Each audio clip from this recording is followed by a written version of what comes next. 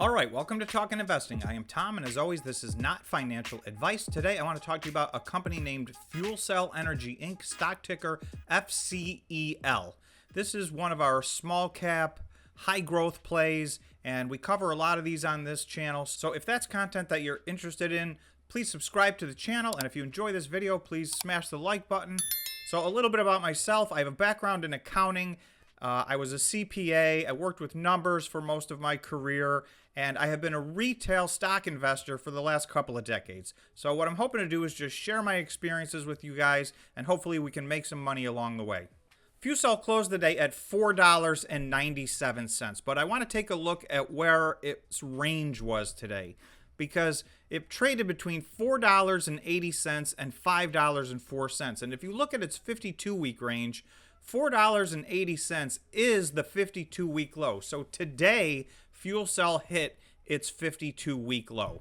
I want to talk a little bit about why that is and what it means, and then I want to look at the charts, and I'll let you guys know what I'm thinking about on this one, whether to buy, sell, hold. So first, let's get to their press release. They recently announced earnings, and this is where the trouble began. Okay, this came out December 29th, 2021. Fourth quarter, fiscal 2021 financial highlights. All comparisons are year over year unless otherwise stated. Revenue for the fourth quarter was $13.9 million this year. That compared to $17 million last year. So revenue was actually down year over year for the fourth quarter. So that is not a good sign. Loss from operations was $22.6 million compared to a loss in last year of $17.1 million.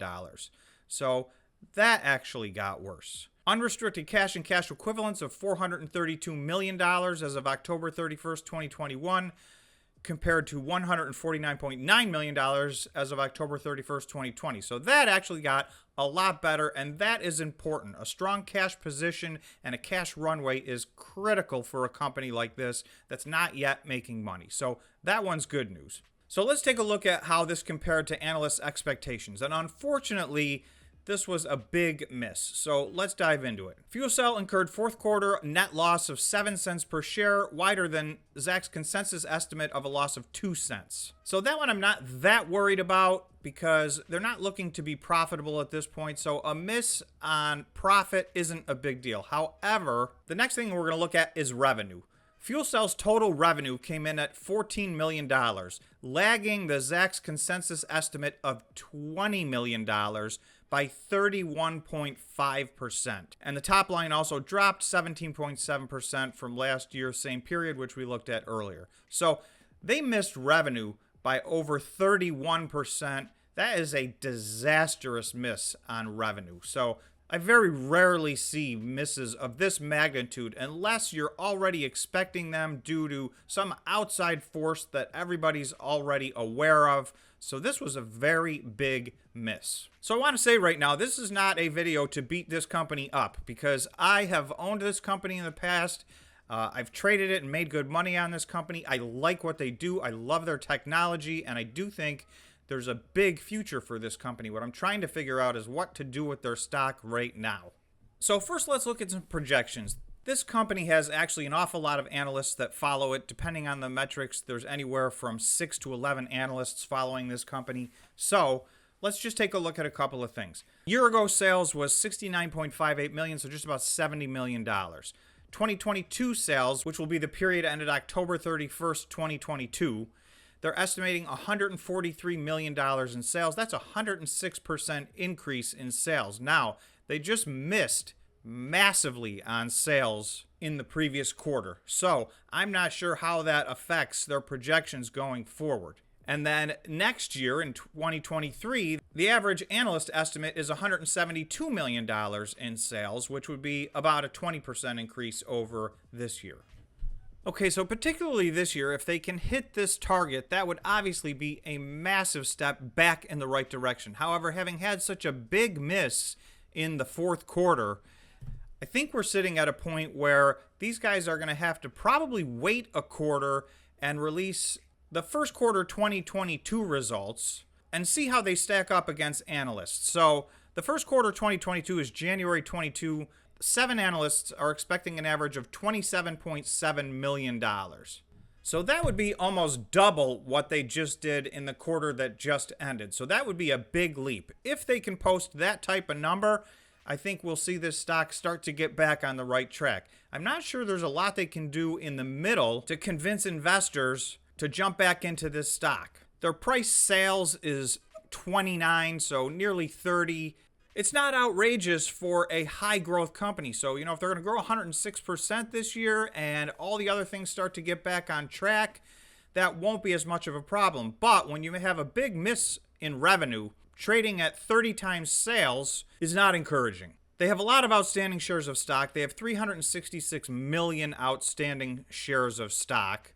And in my mind, I figure out how much money do they have to make $1 a share. That's always a good reference point. So they would have to make income of $366 million to make $1 a share. Right now, they only have revenue of $69 million. Now, at a profit of $1 a share, this stock would go up radically because it's under $5 right now. So just to take a quick look, because we haven't really talked about it. So it's right there in the name, FCEL Energy. These guys make fuel cells and they utilize hydrogen. This is more of a future technology. There are use cases already right now. Obviously, they have 70 million in sales and they're looking to dramatically increase that this year. The number of places that hydrogen can be used is massive in the long term. So like I said, I do love this company. I love their technology. I think hydrogen is going to be a big player in the future of energy. It's very clean. This company has a bright future ahead. The question is, what do we do with their stock right now? This is basically from July of 2021 until now. So you can see I've drawn a blue line here that is pretty much a line of support that's lasted the last 6 or 7 months. What happened on this date? Of course, they put their earnings out and it was a gigantic, unexpected miss. You can see the stock gap down significantly on that news. So that was about an 18% down day just in one day. And then it looked like it was trying to recover from that. However, this line of support that was very strong over the last 6 or 7 months looks to have turned into resistance, which is so oftentimes the case. It did fail very recently, just last week, on this line of resistance right here, and now it's setting a lower low. So this is starting to look like a potential falling knife situation. So it depends what your investment strategy is on this stock.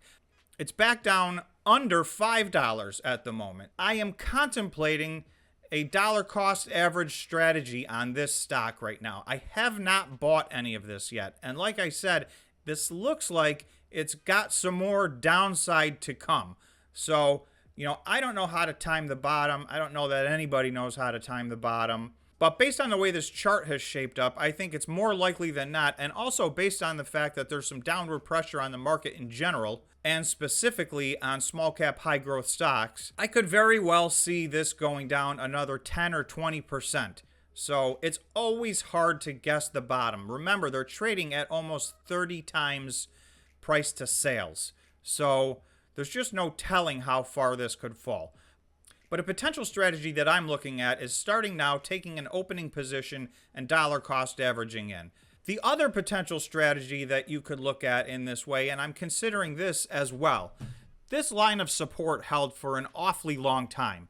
So if this stock can rally, I may want to leave it alone right here and see how low it goes. And if it can rally back up and get across this line and turn this line back into support, that would also be another potential strategy on how to get into this stock. So again, this is not financial advice. I'm giving you a few different of my thought processes. Do I want to go through trying to catch this falling knife and dollar cost average in over time? Or do I want to just wait until it hits the bottom and breaks through its line of resistance and turns it back into support, so I know this is on the way back up? And again, this has been as high as $26 in the last year. I'm not necessarily expecting it to go back there, but if it can recover, there's potentially massive upside. If it was just to get from where it's trading today back to where it was trading on December 27th, which is less than 2 weeks ago, that would be a 40% increase in the price of this stock. And if this stock is healthy and their earnings next quarter are positive and they meet or beat expectations, they may run up even further from there.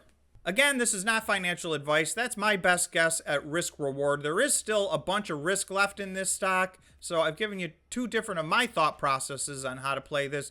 You guys need to do your own due diligence and decide if this is a play that makes sense for you. So that's all I got for you on Fuel Cell today. Thanks so much for watching, and we will see you in the next video.